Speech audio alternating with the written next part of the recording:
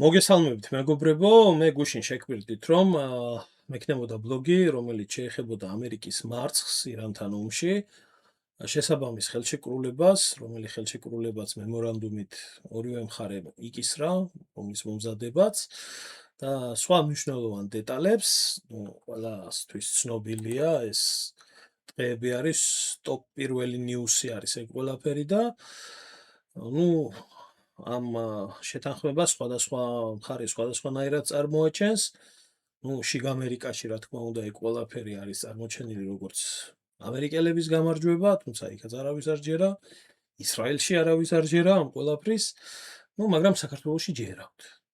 და სხვა ესე უკნიდან განათლებულ ადამიანებს ჯერავთ, მაგრამ გამომდინარე იქედან, რომ რა ხელშეკრულებას ფორმდება და როგორ და რანაირად უნდა იყოს ეს ყველაფერი, არანაირ გამარჯვებასთან კავშირი ამას არ აქვს, შეერთებული შტატების გამარჯვებას გულისხმობ, მაგრამ სანამდე ამ ბლოგს შემოგთავაზებდეთ, გადავიფიქრე სიმართლე გითხრათ, დღეს ეს ბლოგი შემომეთავაზებია იმ მარტივი მიზეზიდან გამომდინარე, რომ სანამდე მივალთ ამ ყველაფერთან, მანამდე მოდი გავერკვეთ, თუ რისთვის დაიწყო ეს ომი, რა შედეგები მოიტანა, რომელ ქვეყნებს მიადგა მთავარი ზარალი, რა იყო ამ ომის მთავარი მიზეზი და მიზანი, რომელიც ვითომდა ირანის ბირთვული პროგრამა, ვითომდა ისრაელს თავს ესხმოდნენ, ვითომდა დემოკრატიის ექსპორტი ირანში, შაჰის დაბრუნება, მთელი ტაშფანდურები,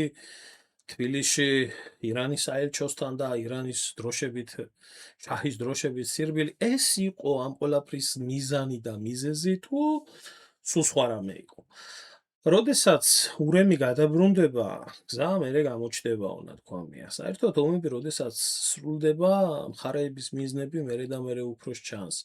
არის ესეთი იაპონური ანდაზა, როდესაც გემი ჩაიძირება ომში, მისმა თითოეულმა ეკიპაჟმა იცის, როგორ უნდა გადაერჩინათ ის. მოკლედ, ამ შემთხვევაშიც ამ ყველაფერთან გვაქვს საქმე, მაგრამ ჯერჯერობით საქართველოში კიდე გაგებული არა აქვს ხალხს, რა მოხდა, რატო მოხდა, რისთვის მოხდა, რა პროცესები მიმდინარეობდა და ახლა რა პროცესები მიმდინარეობს. და სინამდვილეში ამ ომის მთავარი მიზეზი და მიზანი აქ მართლა ნეთანიაჰუს რეჟიმის გადარჩენა და რაღაცა ისრაელის საფრთხეები და კოშმარები იყო თუ რეალურად სულ სხვა რაღაცა იყო ჩაფიქრებული და ჩადებული და ომის შედეგებმა ეს ყველაფერი ძალიან კარგად გამოაჩინა. ამიტომ გავაკეთე ამისთვის სპეციალური ბლოგი, რომელსაც დღეს წარმოგიდგენთ და განგიმარტავთ თუ რასთან აგვაქვს საქმე. ძალიან მოკლედ და ძალიან კონკრეტულად რომ ვთქვათ, ამ ომის მთავარი ამოსავალი წერტილი იყო და ამ ომის ინიციატორების, კონკრეტულად ტრამპის და შეერთებული შტატების მთავარი მიზანი და მიზეზი იყო არანაირი ისრაელის გადარჩენა და არანაირი ისრაელის, ესე რომ ვთქვათ, ირანის დემოკრატია და მსგავსი რაღაცები. ამ ომს ჰქონდა კონკრეტული მიზანი, ამ ომს ჰქონდა კონკრეტული მიზეზი და ამ ომის მთავარი მიზანი იყო აზიის, რომელსაც ხშირად გლობალურ სამხრეთად მოიხსენიებენ ძირითადში, როგორც გეოპოლიტიკური ერთეულის, როგორც ეკონომიკური კონკურენტის, როგორც საერთოდ გეოპოლიტიკური მოწინააღმდეგის მაქსიმალური დაზიანება და მაქსიმალური განადგურება. და რა თქმა უნდა, ამ ყველაფერთან ერთად, რომელი ქვეყნებიც იყო მიბმული აზიის ეკონომიკაზე ჯაჭვით, ამ ქვეყნების დასუსტებაც. რატომ გავაკეთე მე პირადად ეს დასკვნა, ამ ბლოგში მინდა შემოგთავაზოთ. დავიწყოთ პირველი იქედან, რომ აზიის მოსახლეობა. ჩვენ არ უნდა დაგვავიწყდეს მეგობრებო, რომ აზიის მოსახლეობა ეს არის მსოფლიოში ყველაზე დიდი მოსახლეობა. რაოდენობრივად. ეს არის მთელი მსოფლიო მოსახლეობის 69%. უკაცრავად 59%. და აზიაში თავმოყრილი არიან ისეთი გიგანტური ქვეყნები, როგორიც არის ინდოეთი, რომელიც არის მოსახლეობით პირველი, ჩინეთი აღარ არის პირველი მოსახლეობა, ჩინეთი, ინდონეზია, პაკისტანი, ბანგლადეში და ესე შემდეგ. ახლა დანარჩენ ქვეყნებსაც რო გავყვეთ, აი ეს ქვეყნები არის დემოგრაფიული თვალსაზრისით ყველაზე დიდი მოსახლეობა მსოფლიოს მასშტაბით. აი ამ არეალში არის მოქცეული 59% მსოფლიო მოსახლეობის ცხოვრობს აზიაში. ახლა ავიღოთ ამ მოსახლეობის მიერ შექმნილი ეკონომიკური დოვლათი მსოფლიო ეკონომიკის მასშტაბებში. ეს არის 69%, რომელიც მოდის აზიაზე და დანარჩენი 31% ნაწილდება ევროპაზე, შეერთებულ შტატებზე, აფრიკაზე, სამხრეთ ამერიკაზე, ავსტრალიაზე და ესე შემდეგ დანარჩენ მსოფლიოზე. ამიტომ როგორც ყველაზე დიდი მოსახლეობა, ასევე ყველაზე დიდი ეკონომიკა, ეს ეკონომიკა არის აზიის ეკონომიკა. ეკონომიკური თვალსაზრისით აზიის ქვეყნების ეკონომიკა შემდეგნაირად გამოიყურება, შეგიძლიათ აქ ნახოთ ათეული, ამ ათეულში შედის ისეთი ქვეყნები, რომლებიც, რა თქმა უნდა, შეერთებული შტატების მოკავშირეები არიან, მაგრამ არის ისეთი ქვეყნები, რომლებიც ძირითადად არის ის ქვეყნები, რომელი ქვეყნებიც შეერთებული შტატების ძირითადი დაუნდობელი მტრები არიან და ამ ყველაფრის სიას პირველი ჩინეთი, კომუნისტური ჩინეთი ახდენს. შემდეგ მოდის იაპონია, შემდეგ მოდის ინდოეთი, სამხრეთ კორეა, თურქეთი, ინდონეზია, საუდის არაბეთი, ტაივანი, სინგაპური, ისრაელი და ესე შემდეგ. მთავარი საკითხი აქ არის რა? ქვეყნები, რომლებიც ქმნიან ამ უზარმაზარ ეკონომიკურ დოვლათს, ეს ქვეყნები ყველა ლოიალურები არიან შეერთებული შტატების პოლიტიკის მიმართ? რა თქმა უნდა, არა. ამ ქვეყნებში ძირითადად ერთადერთი ქვეყანა, რომელიც მოიაზრება და საერთოდ არსებობს შეერთებული შტატების დამსახურებით, ეს არის ისრაელი. და ისიც ბოლომდე არ არის ამერიკის პოლიტიკის ლოიალური ამ პროცესებმა აჩვენა. რაც შეეხება ზოგადად საუდის არაბეთს, რომელზეც თვითონ ამერიკის შეერთებული შტატების ეკონომიკის ბედი არის დამოკიდებული, მათ შორის დოლარის ბედი, ისიც არ არის ბოლომდე შეერთებული შტატების პოლიტიკის გამტარებელი, აღარაფერს ვსაუბრობ ჩინეთზე, აღარაფერს ვსაუბრობ ინდოეთზე და ახლა ზოგს თუ გონია, რომ იაპონია და სამხრეთ კორეა ესეთი მონური მორჩილებით მისდევს შეერთებულ შტატებს, როგორც ეს საქართველოში წარმოუდგენიათ, ესე ნამდვილად არ არის. მათ შორის არც ტაივანი არ მისდევს ბოლომდე მონური მორჩილებით, ისიც ტექნოლოგიურ საკითხში პირიქით ერთ-ერთი ლიდერი არის მსოფლიოსი. ამიტომ ეკონომიკა, რომელიც იქმნება აზიაში, ეს არის მთავარი კონკურენტი ამერიკის შეერთებული შტატების დოვლათისთვის. ეხლა როგორ ხდება ამ ეკონომიკის, ასე რომ ვთქვათ, დაყოფა? არის ქვეყნები, რომელი ქვეყნებიც ქმნიან დოვლათს, პროდუქციას, მაღალ ტექნოლოგიურ წარმოებას, არის ქვეყნები, რომლებიც ამ ყველაფრის ტრანზიტს უზრუნველყოფენ თავიანთი გეოგრაფიული მდებარეობიდან გამომდინარე და სხვა უამრავი საკითხიდან გამომდინარე და არის, რა თქმა უნდა, ქვეყნები, რომლებიც ახდენენ ამ ყველაფრის კვებას. რა თქმა უნდა, ჩვენ რო ვიაზროთ ისე, როგორც შეიძლება ამ შემთხვევაში აზროვნებდეს აზიური ეკონომიკის მთავარი მტერი, ძალიან მარტივად შესამჩნევი არის, რომ თუკი გაქვს სურვილი ამ ქვეყნების ეკონომიკური პროგრესი შეაჩერო, როგორც ისინი, როგორც კონკურენტები ეკონომიკურ საკითხებში თუ სხვა გეოპოლიტიკურ საკითხებში ლოიალური გახადო, მთავარი დივერსია უნდა მოაწყო იქ, საიდანაც ხდება ამ ქვეყნების ენერგეტიკული კვება.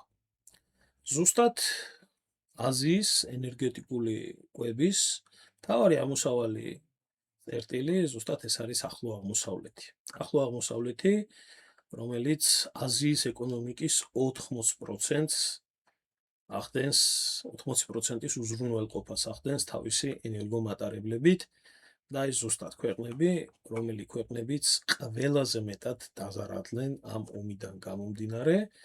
ეს არის საუდის არაბეთი, კატარი, კუვეიტი, გაერთიანებული საემიროები და მათ შორის ირანი, რომელიც მიუხედავად სანქციებისა, მაინც ერთ-ერთი მკვლევარი იყო ამ ეკონომიკის. გაგახსენებთ იმას, რომ ირანის ნავთობის ექსპორტი 2/3 მოდიოდა ჩინეთზე.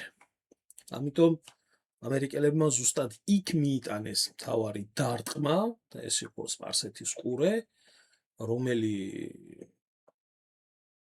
ესე რომ ვთქვათ, ქვეყნებიც და რომელი გეოგრაფიული არეალიც უზრუნველყოფდა ეკონომიკურ განვითარებას იმ მანქანის წინსვლას, რომელი მანქანაც აზიურ ეკონომიკას გააჩნია.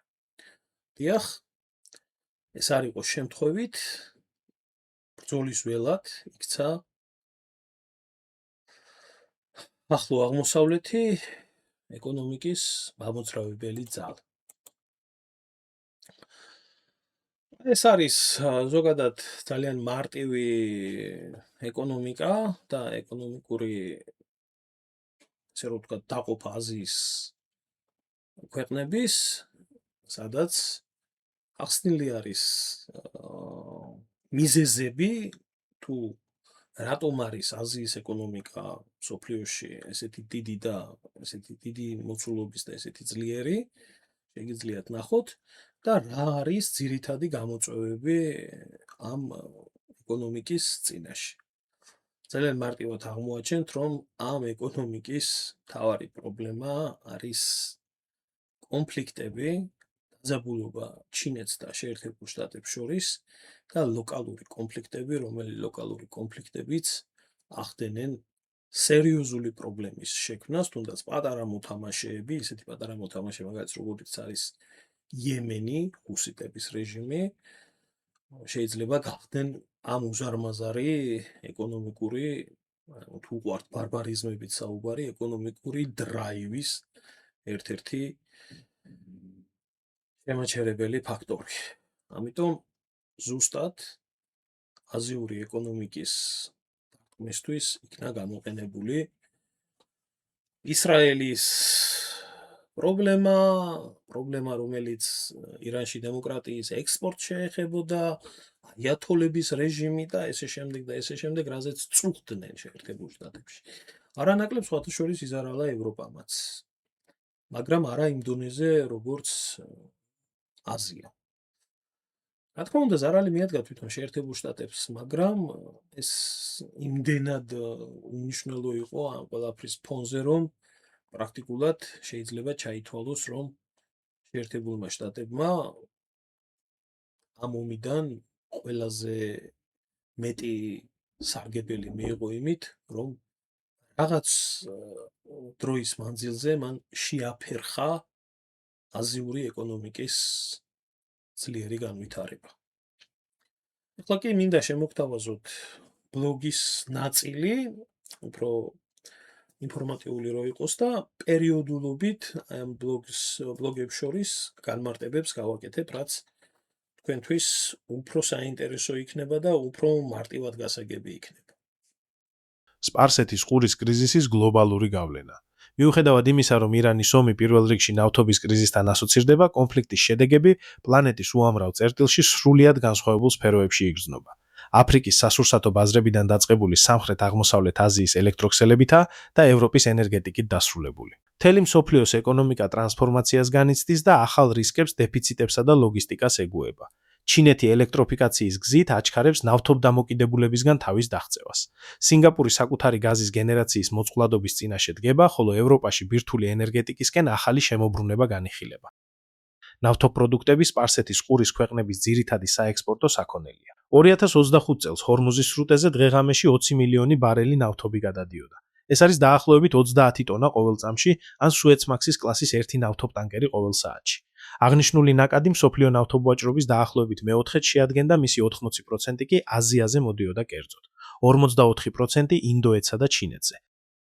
მეორე ძირითადი საექსპორტო პროდუქტი გაზია. 2025 წელს ჰორმუზის სრუტე 110 მილიარდ კუბურ მეტრზე მეტმა გათხევადებულმა ბუნებრივმა გაზმა გაიარა, რაც გლობალური ვაჭრობის თითქმის 19% შეადგენს. საექსპორტო ნაკადების ბლოკირება.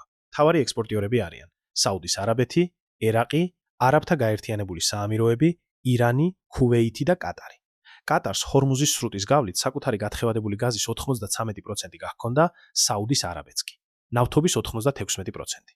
თუმცა, ომის დაწყების პირველივე დღეებში სრუტეში საერთაშორისო ნაოსნობა ფაქტობრივად პარალიზდა. ჰორმუზის ორივე მხარეს 500-მდე ნავთობ და გაზმზიდი ტანკერი დაგროვდა. ამ შედეგების სიმძიმე პირველად სამხრეთ-აღმოსავლეთ აზიამ იგრძნო. მიუხედავად ამისა, ჩინეთისთვის ეს დარტყმა მყისიერ კატასტროფად არ ქცეულა. როიტერსის შეფასებით, რომელიც ეყრდნობა კპლერის, ენერჯი ასპექტსისა და ვორტექსას მონაცემებს, ჩინეთს სახელმწიფო და კომერციულ რეზერვებში 1 მილიარდ ბარელზე მეტი ნავთობი ჰქონდა. ეს მოცულობა სრულიად საკმარისია იმისთვის, რომ ჰორმუზის სრუტის ჩაკეტვით გამოწვეული დანაკლისი დაახლოებით 7 თვის განმავლობაში გადაიფაროს. დიახ, მეგობრებო, მთავარი მოწინააღმდეგე შეერთებული შტატების, რომელიც იყო ჩინეთი და არის დღესაც, ამ ყველაფერს მომზადებული დახვდა. გამომდინარე იქედან, რომ ჩინეთი ზესახელმწიფო არის, რომელსაც მძლავრი სადაზვერვო სამსახური და ანალიტიკური სამსახური გააჩნია. აქედან გამომდინარე, ჩინელებმა თავის დროზე გათვალეს ეს რისკები და როგორც ხედავთ, აღნიშნულ კრიზისს მომზადებულები შეხვდნენ, მაგრამ ჩინეთი ერთია, სხვა ქვეყნები, რომლებიც პირიქით ამ ყველაფერზე ძლიერ იყვნენ დამოკიდებული, მათ ძალიან სერიოზული დარტყმა მიიღეს და ყურადღებას თქვენსას შევაჩერებ ორ სახელმწიფოზე, რომელიც სახელმწიფოც შეიძლება ზოგიერთებისთვის არაფერს არ ნიშნავდეს, მაგრამ უზარმაზარი ეკონომიკის ქვეყნები არიან. ეს არის სინგაპური, ქალაქ-სახელმწიფო, რომელსაც უზარმაზარი ეკონომიკა გააჩნია და ასევე ინდონეზია, რომელიც სწრაფად განვითარებადი, ეკონომიკურად განვითარებადი ქვეყანაა და ის სასიცოცხლოდ დამოკიდებული არის სპარსეთის ყურის ეკონომიკაზე და ენერგეტიკულ რესურსებზე. ინდონეზია და სინგაპური. სოციალურ-პოლიტიკური რისკები და ენერგოტარიფები ინდონეზია ახლო აღმოსავლეთიდან ნედლი ნავთობის იმპორტის დაახლოებით 25%-ს, ხოლო გაზის იმპორტის 30%-ს იღებს. ამ ქვეყანაში საწვავის ფასების ზრდა ეკონომიკური პრობლემიდან სწრაფად გადადის ხოლმე პოლიტურ შედეგებში. 1998 წლის მაისში ზოგადი კრიზისის ფონზე ბენზინის ფასი 71%-იანმა ზრდამ მასობრივი პროტესტის პროვოცირება მოახდინა, რაც სუჰარტოს რეჟიმის დამხობით დასრულდა.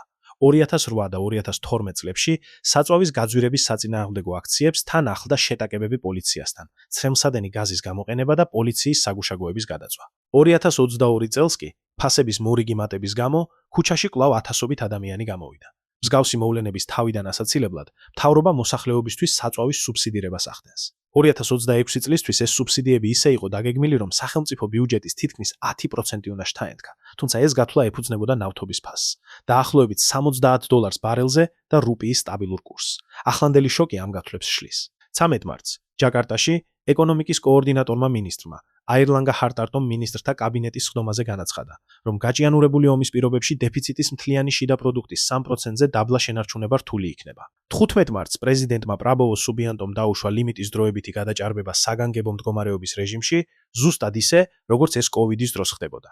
სინგაპური თვალსაჩინო მაგალითია იმისა, თუ როგორ აისახება ირანის ომი შორეულ ქვეყანაში ელექტროენერგიის გადასახადებზე. AMA-ის ენერგეტიკული ბაზრის მარეგულირებელი ორგანო მონაცემებით 2024 წელს აქ ელექტროენერგიის 94% გაზზე იწარმოებოდა, ხოლო ქვეყნის მთელი გაზის მიწოდების 87% სწორედ ენერგოსისტემაზე მოდიოდა. ამასთან, სინგაპურში გათხევადებულ ბუნებრივი გაზის მეორე უმსხვილესი მიმწოდებელი კატარი იყო. 2024 წელს მასზე ქვეყნის მთელი გაზის იმპორტის დაახლოებით 14% მოდიოდა. ერთი შეხედვით, მიწოდების 14%-ის დაკარგვა კრიტიკულად არ გამოიყურება. მაგრამ სინგაპურში ელექტროენერგიის ფასი განისაზღვრება არა მთლიანი გაზის საშუალო ღირებულებით, არამედ იმ ბოლო მოცულობის ფასით, რომლის გარეშეც სისტემა სიმძლავრე აკლდება. ეს მოცულობა სასწრაფოდ უნდა ჩანაცვლდეს უფრო ძვირი გაზით და სწორედ ეს ძვირადღირებული ალტერნატივა იწყებს ფასის კარნახს მთელი ბაზრისთვის. შედეგად ძვირდება არა მხოლოდ დეფიციტური მოცულობა, არამედ ელექტროენერგია მთლიანად. ამიტომ კატარის გათხევადებულ გაზზე მიყენებული დარტყმა სწრაფად აისახება სინგაპურის შიდა ტარიფებზე. 4 ოთახიან ბინაში მცხოვრების საშუალო ოჯახის ყოველთვიური გადასახადი უკვე თითქმის $2 გაიზარდა. დიახ, მეგობრებო, იქ სადაც ამერიკული იარაღი ვერ მიწვდება, სამაგიეროდ ეკონომიკური მატრახი და დემოკრატიის ექსპორტი მიწვდება. ამ ყველაფრის კარგი მაგალითი არის ზუსტად ინდონეზია. ფერადი რევოლუციები, კრიზისები, მსგავსი რაღაცეები დემოკრატიის წმინდა სახელით მსოფლიოში საიდან იმართება და ვისგან იმართება, ეს არავისთვის მე მგონი რთულად გასაგები არ არის, რადგან ჩვენმა ქვეყანამაც საკუთარ თავზე იწვნია. ასევე უკრაინამაც, სადაც მომხდარი ფერადი რევოლუციის შედეგი, აგერ უკვე ლამის 12 წლიან ომში არის გადასული, უკაცრავად 14 წლიან ომში არის გადასული. მოკლედ, ეკონომიკური ჯაჭვის დარღვევა ავტომატურად ქმნის კრიზისებს სხვადასხვა ქვეყნებში. განსაკუთრებით ისეთ ქვეყნებში, რომელ ქვეყნებშიც შიმშილის პრობლემა დგას.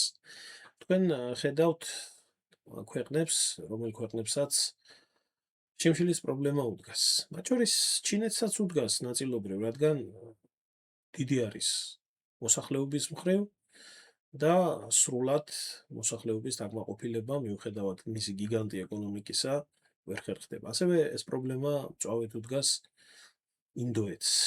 ასევე აზიის ბევრ ქვეყანას, სამხრეთ აზიის ქვეყნებს, მათ შორის ინდონეზიას და საინტერესო არის ასევე აფრიკა. აფრიკაში ეს პრობლემა განსაკუთრებით მძიმედ დგას. ყველაზე მდიდარი კონტინენტი, რომელიც საუკუნეებია კოლონიზაციის მსხვერპლია. ამიტომ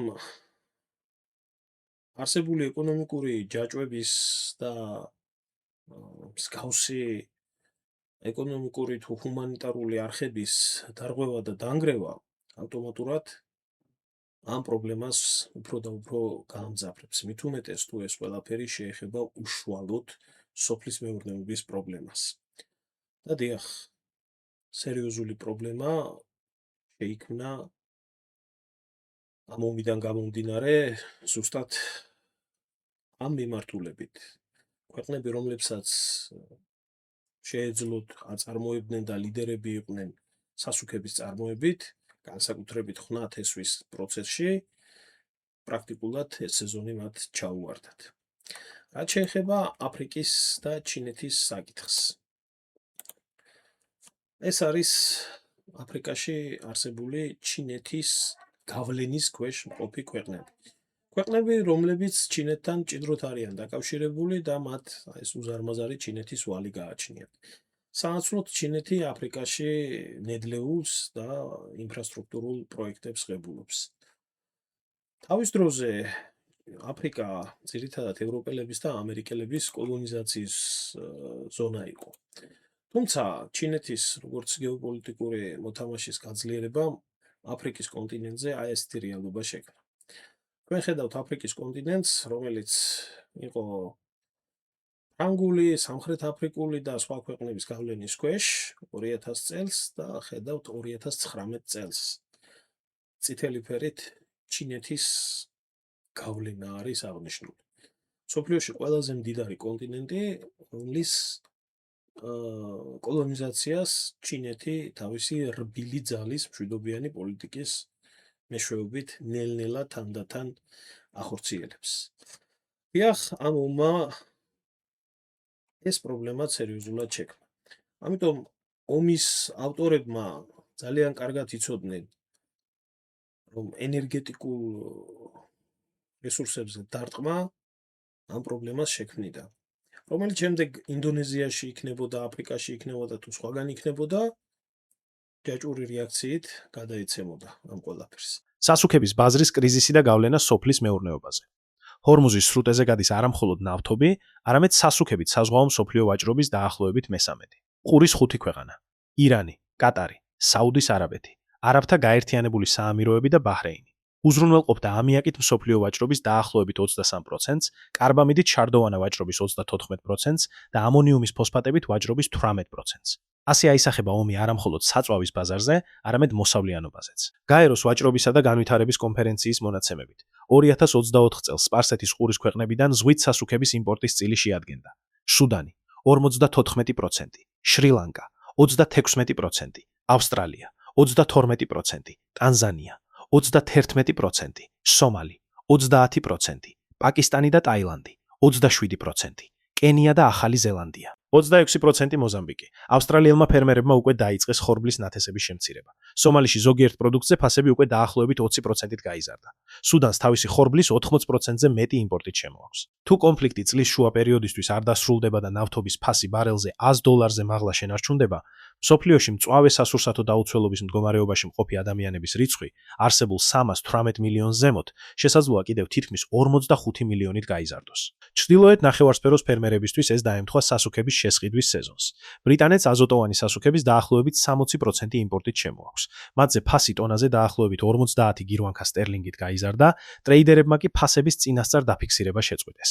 ფერმერთა ეროვნული კავშირის ხელმძღვანელის ტომ ბრედშო უთქმით, ფერმერები ხშირად ფასს მხოლოდ მიწოდების დღეს იგებენ. ინდოეთში კატარის გათხევადებულ გაზთან დაკავშირებული შეფერხებების გამო უკვე შემცირდა კარბამიდის გამოშვება ინდოეთის ფერმერთა სასუქების კოოპერატივისა და კრიშაკ ფარატი კოოპერატივის ქარხნებში.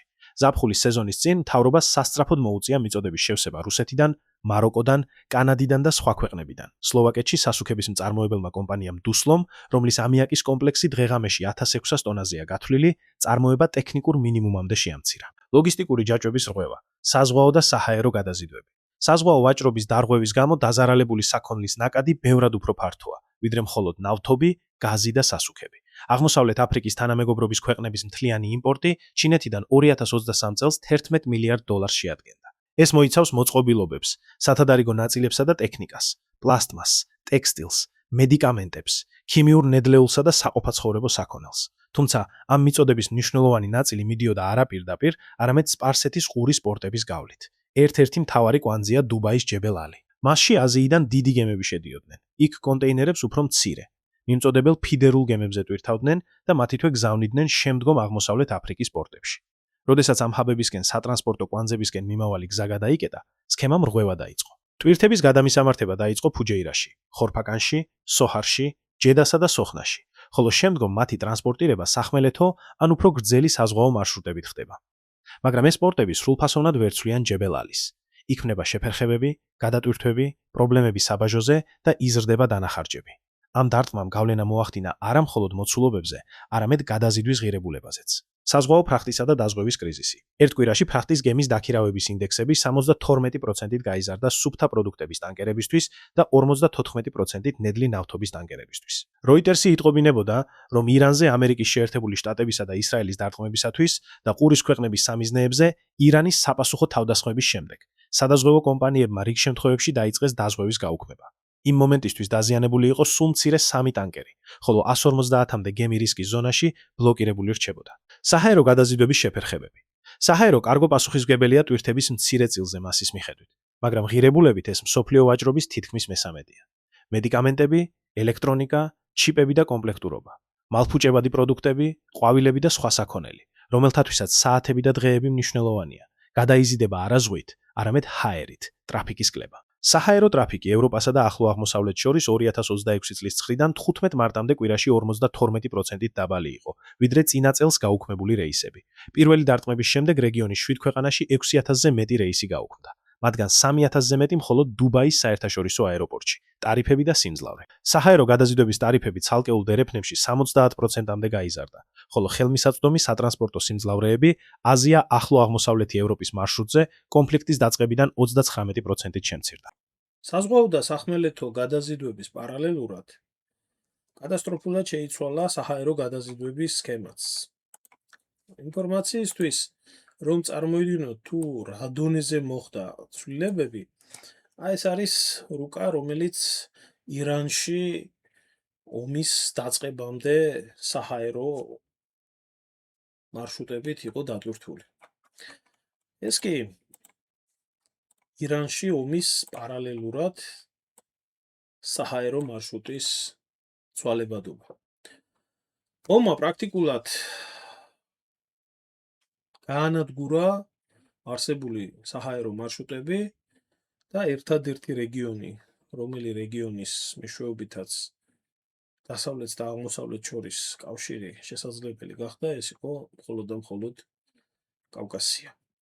მინდა შეგახსენოთ, რომ რუსეთის საჰაერო სივრცე ისედაც დახურული არის დასავლეთის საჰაერო პორტებისთვის, ასევე უკრაინის ტერიტორიაზე დიდი ხანია, უკვე წლებია დახურული არის საჰაერო სივრცე. ირანის და დუბაის საჰაერო სივრცეები, რომელიც ერთ-ერთი მსოფლიოში ერთ-ერთი ყველაზე დატვირთული კვანძი იყო, ომის შედეგად ესე გამოიყურებოდა. ამიტომ ქართველებმა ჩვენი ადგილმდებარეობა და ჩვენი გეოგრაფიული მდებარეობა საჭიროების დროს საჭიროდ უნდა გამოვიყენოთ და ფასი უნდა ვიცოდეთ ჩვენი ქვეყნის, რომელზეც გვარწმუნებთ სადა ქვეყანა, რომ ღარიბი და ღატაკი და უფუნქციო ქვეყანა ვართ. ეს უკვე მეორედ განხორციელდა ერთხელ 2025 წელს, მაშინ შედარებით ნაკლები იყო ირანის და ისრაელის დაპირისპირება. ახლა კი ირან, ისრაელ, ამერიკის ომში, საქართველო აღმოჩნდა ერთადერთი გზა, რომელი გზითაც შესაძლებელი გახდა საჰაერო სივრცის გამოყენება. რეგიონული იმპორტის შეფერხება და ლოგისტიკა. ასეთი იყო ომის დარტყმა იმ ქვეყნების ეკონომიკებზე, რომლებიც დამოკიდებულნი არიან ახლო აღმოსავლეთის იმპორტსა თუ ტრანზიტზე. ბუნებრივია ომმა განსაკუთრებული ზარალი რეგიონს მიაყენა. რეგიონში, სადაც აწლეულების მანძილზე კაი ცხოვრებას იყვნენ მიჩვეული ძირითადად არაბული ქვეყნები, მოულოდნელად კატასტროფის წინაშე დადგნენ და არსებობის პრობლემა შეექმნათ. მოგეხსენებათ, ეს რეგიონი, დედამიწის ეს რეგიონი ზოგადად ძირითადად უდაბნოს წარმოადგენს და პრაქტიკულად არც ერთ ამ არაბულ ქვეყნებში, რომელიც ნავთობით მდიდარია, ერთი მდინარეც კი არ არსებობს. ირანიდან განსხვავებით. ამიტომ იქ პროდუქცია ძირითადად იმპორტირებული არის. ასე რომ უდაბნოში თუ სასმელი წყალი არ გიქნა, თავისთავად სხვა დანარჩენი ყველაფერი ფას კარგავს. მოკლედ ამ ომმა რეგიონთან ერთად ის ქვეყნებიც დააზარალა, რომლებიც მთელი ამ ხნის მანძილზე ბიზნესს აწარმოებდნენ რეგიონში, განსაკუთრებით სამხრეთ ამერიკის ქვეყნები, კერძოდ ბრაზილია. თუმცა თავად ყურის რეგიონიც რჩება სამომხმარებლო და სამრეწველო საქონლის მსხვილ იმპორტიორად. ბრაზილიას ახლო აღმოსავლეთში საკუთარი ქათმის ხორცის დაახლოებით 30% გაჰქონდა, მათ შორის ერაყში, კატარსა და არაბთა გაერთიანებულ საამიროებში. ამავდროულად, ირანი ბრაზილიური სიმინდის უმსხვილესი მყიდველი იყო. 2025 წელს მან 9 მილიონ ტონაზე მეტი შეისყიდა, რაც მთელი ბრაზილიური მიწოდების დაახლოებით 20%-ია. ომის დაწყების შემდეგ ადგილობრივი მიწოდების ნაწილის გადაზიდვა წითელი ზღვის გავლით ჯიდამდე მოუწიათ, იქიდან კი ხმელეთით, ერ-რიადსა და რეგიონის სხვა ქალაქებში. სხვა პარტიების გაგზავნა მოხდა სალალას, სოჰარისა და ფუჯეირას გავლით, ნაწილი კი შუალედურ მოცდის წერტილებში. სინგაპურში, შრი-ლანკასა და აფრიკის პორტებში დატოვეს. შედეგად, მიწოდების საშუალო ვადა დაახლოებით 15 დღით გაიზარდა. როგორც ისტორია გვასწავლის, ომი ყოველთვის პროგრესის წყარო ხდება. თან რათაც უფრო დიდი მასშტაბის არის, მით უფრო მასშტაბური ცვლილებები და აღმოჩენები ხდება. ან რაღაც ძველს ისეც გააცოცხლებს, რომელზეც მხოლოდ თეორიულად საუბრობენ. ამ შემთხვევაში ზუსტად ასე მოხდა. მსოფლიოს ეკონომიკამ და წამყვანმა ქვეყნებმა ეცადეს ალტერნატიული მარშრუტები ეძებნათ, როგორც გადაზიდვის საკითხში, ასევე ენერგეტიკის წყაროების მიხედვით, მათ შორის შიგ ევროპაში ძალიან გამწვანებულმა და გაფერადებულმა ლიბერალებმა, რომლებმაც თავის დროზე ბირთვულ ენერგეტიკას ომი გამოუცხადეს და ევროკავშირის ბირთვული ენერგეტიკიდან განთავისუფლება დაისახეს მიზნად, ამ შემთხვევაში აღიარეს, რომ ეს იყო სტრატეგიული შეცდომა, რადგან უკრაინის ომმა და ახლო აღმოსავლეთის ომმა ევროპის ენერგეტიკას კატასტროფულად დაარტყა.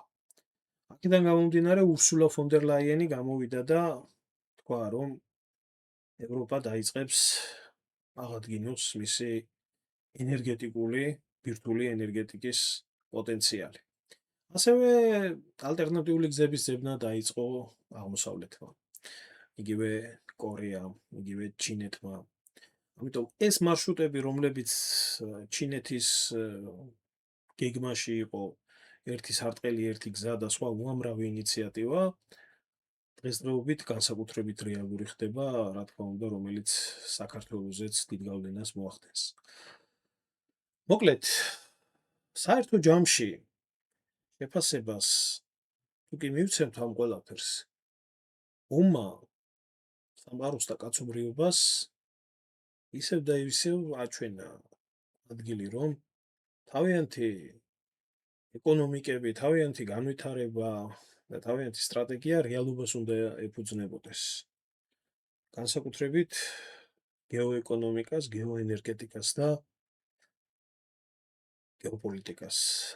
რასიზამ არსებობს ესეთი ძველი გამოთქმა, რომელიც აქსიომა არის პოლიტიკაში. გეოგრაფია განაპირობებს ერების ცხოვრების ბედს. მსოფლიო ეკონომიკის იძულებითი გადაწყობა. ირანის ომმა და ჰორმუზის ბლოკადამ მთელ მსოფლიოს დაარტყა. თუმცა ამავდროულად ბიძგი მისცა მსოფლიო ეკონომიკის გადაწყობას. ევროპაში პოლიტიკურ დღესწესრიგში ატომური ენერგეტიკის თემა დაბრუნდა. 10 მარტს ურსულა ფონ დერ ლაიენმა ატომური გენერაციის შემცირებას სტრატეგიული შეცდომა უწოდა, ხოლო ევროკომისია დაჰპირდა 200 მილიონი ევროს ოდენობის გარანტიებს, კერძო ინვესტიციებს ახალ ბირთვულ ტექნოლოგიებში. აზიური ბაზრების ალტერნატიული მარშრუტები. ტაივანი უკვე ივსებს მოცულობებს ავსტრალიიდან და ამერიკის შეერთებული შტატებიდან. 26 თებერვალს ნავთობგაზის კომპანია CP სიმხელი მოაწერა ახალ კონტრაქტს შენიერთან წელიწადში 1.200.000 ტონა ამერიკული გათხევადებული ბუნებრივი გაზის მიწოდებაზე 2050 წლამდე. სამხრეთ კორეამ უკვე უზრუნველყო 100 მილიონი ბარელი ალტერნატიული ნავთობი 17 ქვეყნიდან, ხოლო პრეზიდენტის საგანგებო დესპანი კანგ ჰუნ სიკი გაემგზავრა ყაზახეთში, ომანსა და საუდის არაბეთში ნავთობის უფრო გრძელვადიან მიწოდებაზე მოსალაპარაკებლად. სეულმა უკვე მიიღო პირველი ტვირთები არაბთა გაერთიანებულ საამიროებთან გაფორმებული შეთანხმებით, რაც 24 მილიონ ბარელს ითვალისწინებს. ჰორმუზის სრუტის ავლის გეგმები. თვითონ რეგიონში კვლავ აქტიურად განიხილავენ სახმელეთო მარშრუტებს ჰორმუზის სრუტისავლით. საუდის არაბეთმა უკვე გამოიყვანა აღმოსავლეთ-დასავლეთის, მილსადენის სრულ სიმძლავრეზე. დღეღამეში 7 მილიონ ბარელზე. 19 მარტს კი ისრაელის პრემიერ-მინისტრმა ბენიამინ ნეთანიაჰუმ წამოაყენა წინადადება, რომ არაბეთის ნახევარკუნძულის გავლით აშენდეს ნავთობ და გაზსადენები ხმელთაშუა ზღვაზე მდებარე ისრაელის პორტებისკენ. რა შეიძლება რეზიუმეთ ამ ყველაფერზე ითქვას? მოკლე რეზიუმეთ რომ ვთქვათ, არაფერი სასწაული არ აღმოჩენილა. ომმა ისევ და ისევ აჩვენა ლიბერალური ეკონომიკის დოქტრინის სიმახინჯე. ანუ იდეა იმის შესახებ, რომ თუ რაღაცა იაფი იმპორტირებული შემეძლია შემოვიტანო, რატომ უნდა ვაწარმოო ის ჩემ ქვეყანაში? ან თუ კი ჩემს ქვეყანაში რაიმე სოფლის პროდუქციის წარმოება შეიძლება ძვირი დამიჯდეს და ასე შემდეგ, იმპორტირებული უნდა გავხადო ქვეყანა. როგორც ჩანს და როგორც ამას ისტორია აჩვენებს, ომები, კრიზისები, ან ბუნებრივი კატასტროფები ასეთ დალაგებულ ჯაჭვს ყოველთვის რევენ. ამიტომ თუ კი ქვეყანას უნდა არსებობა და თუ კი ქვეყანას უნდა გაგრძელოს დამოუკიდებლად ცხოვრება, მისთვის სასიცოცხლოდ მნიშვნელოვანი არის როგორც ენერგო, ასევე ეკონომიკური დამოუკიდებლობა და იმ წარმოებების შექმნა საკუთარ ქვეყანაში, რომელიც აუცილებელი არის სახელმწიფოსთვის და საზოგადოებისთვის საარსებოდ. ასევე საჭმლის და საკვები პროდუქტის სოფლის მეურნეობის დარგის განვითარება. მოკლედ შეიძლება ის ითქვას, რომ ომმა გლობალურ ეკონომიკას კარგად დაანახა ის თუ რა შეიძლება მას მოყვეს.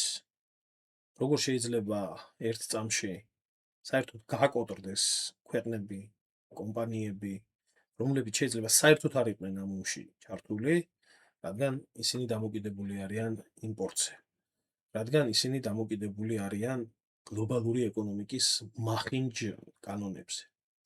ასე რომ ჩვენ თუ კი გვინდა ჩვენმა ქვეყანამ იარსებოს, ჩვენმა ერმა იარსებოს, ჩვენვე უნდა მოვახერხოთ ჩვენ ქვეყანაში მაქსიმალურად ყველა იმ პროდუქციის წარმოება და ერმა საკუთარი საკვების და საარსებოს შექმნა და წარმოება, რაც საქართველოში შესაძლებელია. ჩვენ ამ მხრივ ძალიან მდიდარი ქვეყანა გვაქვს. თუმცა ლიბერალური ეკონომიკის და ლიბერალური აზროვნების პირობებში, სადაც ჯერ კიდევ ზეობაში არის ბენდუქიძის დოქტრინა, რომელიც შემდეგნაირ აზროვნებას ითვალისწინებდა, მე რატომ უნდა წავახალისო გორელი გლეხის ვაშლის წარმოება თუ შემიძლია არგენტინიდან ვაშლი ბევრად იაფად შემოვიტანო, ან რატომ უნდა ვიდარდო მე ემიგრაციაზე, თუ კი შემიძლია იაფი მუშახელი ჩემ ქვეყანაში შემოვიყვანო. მოკლედ, ომმა კიდევ ერთხელ აჩვენა ის, რომ ტრადიციული, კონსერვატიული ეკონომიკის უპირატესობა ომების დროს და კრიზისების დროს განსაკუთრებულად მნიშვნელოვანია. მოკლედ, ეს იყო დღევანდელი ჩემი ბლოგი. დასკვნის სახით სულ ცოტა დროს კიდევ წაგართმევთ, რომელიც იქნება, თუ მოგეწონათ ბლოგის ესეთი ფორმატი, გამიწერეთ კომენტარებში, რომ მომავალშიც მსგავსი ფორმატით გავაკეთო ვიდეო ბლოგები. დიდი მადლობა ყველას ყურადღებისთვის. თავარი დასკვნა. ირანის ომის შედეგები ზედმეტად მასშტაბური აღმოჩნდა იმისთვის, რომ იგი მხოლოდ ახლო აღმოსავლეთის კონფლიქტად ჩაითვალოს. მან დაარტყა სახელმწიფო ბიუჯეტებს, ელექტროქსელებს, სოფლის მეურნეობას, საზღვაო ლოგისტიკას, ავიაგადაზიდვებსა და საგარეო ვაჭრობას სხვადასხვა კონტინენტზე. თავარი კითხვა ახლა მხოლოდ ის კი არ არის, როდის დასრულდება ეს კრიზისი, არამედ ისიც, თუ რა წესებით იფუნქციონირებს მსოფლიო ეკონომიკა ამ ყველაფრის შემდეგ.